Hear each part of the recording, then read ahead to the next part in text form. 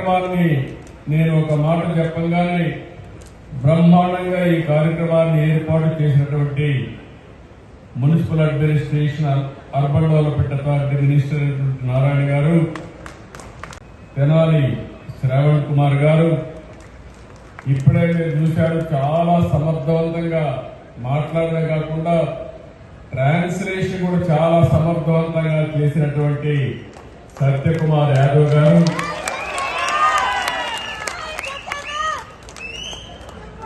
State general secretary BJP. Bharat Mata కీ జై, భారత్ మాతా కీ జై.